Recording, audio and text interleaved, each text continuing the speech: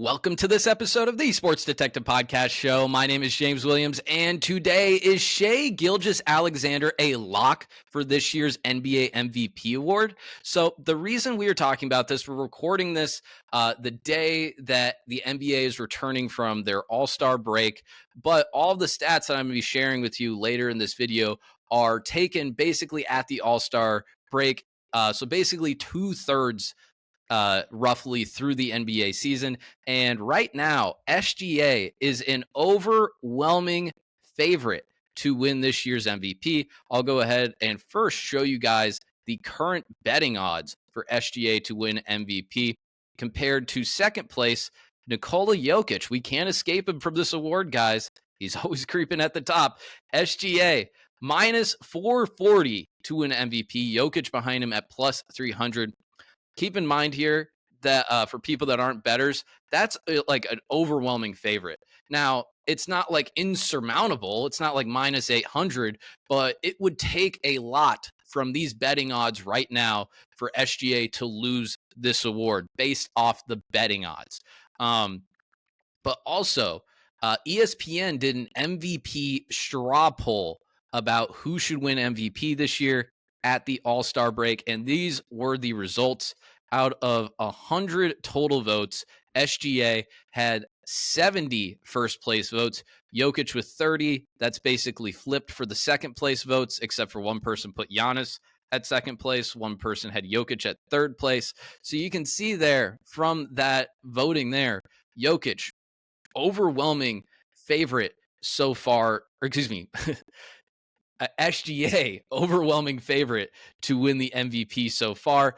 So in this video, we're going to go through the case of why SGA should win, and then we're also going to go through the case of why Jokic should win. And we're going to go through a lot of different stats. But we'll start off with SGA. So SGA, basically the argument for him to win MVP for voters. I understand that Oklahoma City Thunder fans are going to say, no, SGA, best player in the NBA, better than everyone else in the league. I don't blame you for saying that. But to the NBA MVP voter, the case for SGA is, hey, this guy is leading the NBA in scoring, and he is on the best team. So best player, best team, leading the NBA in scoring. Those are basically kind of like the big bullet point things that you would point out on a talk show or something like that, or you'd want to point out in a 30-second clip. But let's kind of go through right now SGA's case for MVP. So first off, here we got where SGA ranks right now in the scoring race in the MVP. Right now, he's leading the NBA in scoring in points per game, 32.5 points per game for SGA. And Jokic is right behind him in third with 29.8, and Giannis is sandwiched in between them with 31.8. So like we said, best player, best team, leading the NBA in scoring. Before I get to a few other SGA stats and Thunder stats here too, because we're going to kind of talk about how crazy this Thunder season has been just as a whole for that team. First, I want to talk about, because the MVP that we have, sometimes it turns to online, it turns to bashing the other candidate rather than uplifting your own. And a thing that I was seeing over the last few weeks about SGA was, oh my God, SGA free throw merchant. The only reason he's getting a bunch of points per game is because he's shooting a bunch of free throws. And we got that's why he's overrated, bro. He's overrated. He's just shooting a bunch of free throws. That's the reason why he's leading the NBA in points per game. Well, this stat might kind of dispel that notion that SGA is doing anything unique from anyone else in NBA history. SGA is ranked 52nd out of 90 in free throw rate among 30-plus point per game seasons in NBA history. So basically, that means, according to every 30-point per game season we've had in NBA history, as far as SGA going to the free throw line, he's not doing it at an absurd rate. If you go through a lot of guards, people that play the same position as SGA throughout NBA history, high-scoring guards get to the free throw line a lot. A lot of Michael Jordan seasons where he's leading the NBA in scoring, he's getting to the line 10, 11, 12 times per game. Go and look up the numbers. Go and look up the attempts. Don't take my word for it. Go look up the attempts for yourself. Allen Iverson, same thing. Kobe Bryant, same thing. Dwayne Wade in his early years was getting to the line a lot. James Harden, that was the whole Houston thing was, hey, you're getting points. Daryl Morey was like, hey, James Harden, you're scoring layups, free throws, and three-pointers. That is your offense. So he's not necessarily doing anything unique. I understand he's like either first or second right now in free throw attempts per game in the NBA. I think actually Giannis is first, if my memory is not mistaken. But I just kind of wanted to dispel that notion because I do think that is kind of silly. So, all right. Now let's get into, I'll give you guys one more SGA scoring stat, and then I will get into kind of the team stats and how rare this Thunder team is this season. But first, again, some of these stats I got were a few weeks ago, but they're basically the same. They're just like 1 or 2 games off. SGA has his 29th 30-point game of the season. That's obviously higher now. He leads the NBA in 50-point games, 40-point games, 30-point games, and 20-point games. Another thing about that, too, is the Thunder are killing a lot of teams. So a lot of times SGA is hitting 30 points in 3 quarters. Like that's how high of a scoring rate that he's having. Now, I also read stats too that a lot of Jokic's triple doubles that he's had this season are also only in 3 quarters, and they're killing the other team. So it's like he doesn't play in the 4th. So that's the reason I didn't look up those stats and tried to include them in this, because I think that it's kind of a double-edged sword, and it cuts both ways. Where if SGA was on a team that wasn't killing as much people, maybe his points per game would be higher. If we'll get to Jokic's stats later, but if he was on a team that wasn't killing people as much as they are right now, maybe his stats would be higher. So that's kind of why I dismissed that. So now let's get into the Oklahoma City Thunder, who are tied with the best record in the NBA with the Cavaliers as of this recording with a 44-10 record. But a difference between them and the Cavaliers is that the Thunder and their margin of victory are at absolutely historic rates. The Thunder are on pace this season, on a historic pace this season. They're doing something no other team has ever done, blowing out opponents by the biggest margin of victory in NBA history. Through 54 games, OKC is winning by an average of nearly 13 points compared to all-time teams in NBA history. Look at these other teams, guys. That's the West Chamberlain Lakers team that I believe went like 69-13. That was the year that West finally won the title. We got a Kareem Bucks team. I don't think that's the year they won the title. I don't think. I thought it was later, but I could be wrong on that. I need to refresh on my 70s basketball. But you got the best MJ Bulls season. You got the best Warriors season with KD on that team. And then you got last year's Celtics that did win the title last year. So you're just comparing this team to historic teams, and all the other teams on that list have won the NBA title. So you would just think that, like, hey, SGA leading the NBA in points per game. This team is winning at a historic rate. We have to reward them. We have to give SGA the MVP. Well, another reason, and I think this is a huge reason of why SGA is in lead for the MVP right now, is because we thought the Thunder were going to be juggernauts this season. We thought they were going to be absolute beasts and probably have the best record. But a big reason why people thought the Thunder were going to have the best record in the NBA is because they signed Isaiah Hartenstein in the offseason. They traded for Alex Caruso. And it was kind of like the criticism of the Thunder over the last few years was like, hey, you guys don't have any big guys, and Chet's really skinny. But now it was like, oh my God, this year they have a front court. They have a certified front court that is going to be able to match and, compete against the other best front courts in the NBA. But heading into the season, to start off the season, Isaiah Hartenstein not healthy. And then after just like 9 games into the season, Chet Holmgren, he gets hurt. Chet Holmgren, who I think is their second best player, or maybe not second best player, but second most important player on this team, has missed 80% of the season. But even though they have not had Isaiah Hartenstein for stretches this year, even though they haven't had Chet for 80% of the season, they're still winning at this rate. But when they have played, this is some numbers for you guys. Again, this is from a few weeks ago. The numbers are basically the same though. The Thunder went 8-1 with Chet and no Isaiah Hartenstein to start the season. Then they went 26-3 with Isaiah Hartenstein and no Chet Holmgren this season. 6-5 without them, which basically means that like when they don't have them, they don't have a center. So that kind of makes sense that they kind of come down to earth a little bit.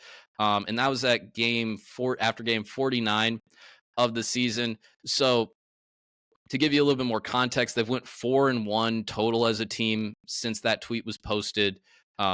Chet and Hartenstein have played together either 3 or 4 times, and they've only lost the game before the All-Star break to the Thunder, which kind of also correlates with this next stat that I'm going to show you about this team. Kind of just talk about how good they are when they actually have their full team together.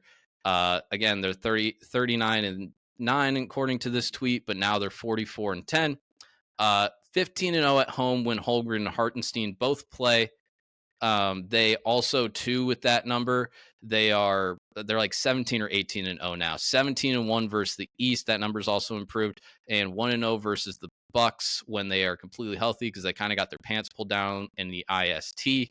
But when they played them fully healthy later in the regular season, kind of kicked their butt. So the reason I was pointing out some of those numbers of when Hartenstein and Chet both play, or even just when Hartenstein plays, is it kind of shows you that even though they have the best record in the NBA, even though they have the highest margin of victory in NBA history, that what would happen if they were healthy this entire year? What would happen if Chet was healthy 50% of the season, 80% of the season? Would they be on some sort of like historic pace? Would they be going for the Warriors 73-9? Maybe. And that's a huge reason why. So basically, again, the bullet points for SGA, leading the NBA in points per game, best player and best team. And despite having major injuries to this team, they have stayed afloat, and they have still been one of the best teams, if not the best team in the NBA so far this season. So now let's get into the big fella, Nikola Jokic. We cannot escape him. He is just gravitating toward the MVP every single year. But the thing is about this Jokic season, guys, it might be his best season ever. And it is one of the best seasons statistically in NBA history. So I'll go ahead and show you kind of how historic this season is so far for Jokic. Jokic, this season, has the best single season PER in NBA history. You can see it right there. He is beating his own record from 3 seasons ago, where he won his second MVP in the 2021-22 season. And the next highest person is Wilt Chamberlain from the early 60s. Jokic, all-time greatest PER in a season. But also, let's go into this stat right here. Jokic is leading the NBA in in most points produced with scoring or assisting so far this season. That is 2,764. That's averaging 41.35 team points per game. But again, in some of these stats that we're showing you, it's where Jokic ranks in the league. SGA, to his credit, is right behind Jokic in a lot of these. So SGA right behind him with 40.8 total points per game. But you can see the total number. Jokic has a few hundred more. I wanted to point out here, too, with that total number, Jokic, I believe, has played 4 more games as of this recording than SGA. SGA has played 4 more games than Jokic, because I think SGA is at like 50 and Jokic is at like 46 points per game. Sorry, I keep getting their names screwed up in this video, and it's making me mad. But again, just kind of showing you guys how dominant Jokic is this year. And again, I will show you guys this stat to kind of prove that this is Jokic's greatest season that he has ever had in his career. So let's look at these numbers right here. This guy tweeted out, I was so bored and decided to look at Nikola Jokic's stats and averages so far this season, and I audibly gasped. He is averaging 30 points per game, 12 rebounds per game, 10 assists per game, and that is on 58% shooting from the field, 45% from three, and 82% from the free throw line. 45% from three was on 5 attempts a game. I'm stunned. Shea MVP case might be cooked. We might have to let Jokic be the 4-time, depending on how the last bit of the season goes. Bro is a mythical creature. This is the thing, too. Jokic has been a triple-double machine basically since he hit his prime. But he is actually averaging a triple-double this season. He was really close the year that he lost the MVP to Embiid. He had like 9.7 assists per game that held him back from that. And I think the total number, I feel like it was, the number in my head says 8, but I feel like it was less than 20 that he just needed. I think it might have just been just 8 period assists that he needed to average 10 total that year. So absolutely insane numbers from Jokic. But again, let's get into kind of, again, how these guys impact each other, impact the game itself when they are on the floor together. So this is the plus minus in the NBA right now per game. You can see Jokic atop of the NBA, 13 plus minus when he is in the game. SGA, though, again, right behind him with 11.8, only a 1-point game difference. And if you look at the gaps below them, the next closest guy behind SGA is Giannis. That's like 3 points difference. Anthony Davis behind that, even worse. And then we're getting down here where it's like 8th in the NBA, Tatum at 6. That's like Jokic more than doubles that. So absolutely insane plus minus here from Jokic. Now, I got more nerdy stuff for you guys. Some of those nerdy stats, I don't even know. I had to look up if some of them are real. So here's some more nerdy stuff for you guys.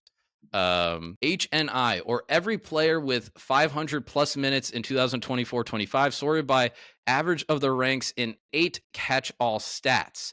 So these are 8 catch-all stats. We got BPM, VORP, EPM, estimated wins, the LeBron stat, the LeBron wins above replacement stat, the GM SCPM, and the total GMSC stats. Again, some of those I don't wonder. I had to look up if some of them are real, and they all are real, by the way.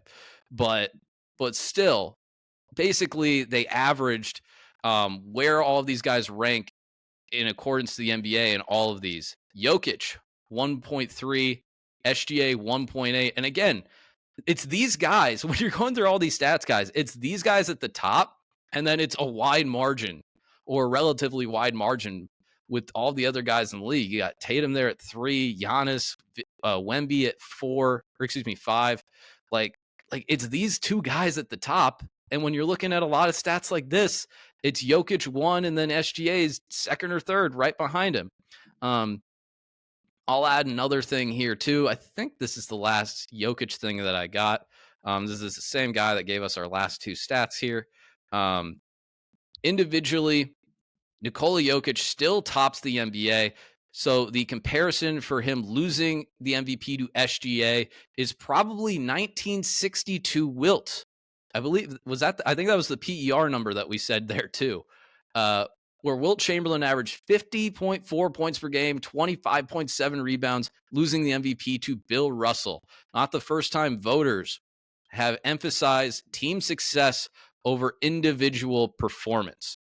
So there you have it, guys. Those are some of the numbers that I found. Again, there's other numbers out there. You can get into the triple-double stats, too, with Jokic. You can get into more kind of in-depth stuff that we didn't do with, like, the amount of, like, 30-point games, 40-point games, 50-point games with SGA. You can probably find other more team success stuff with the Thunder.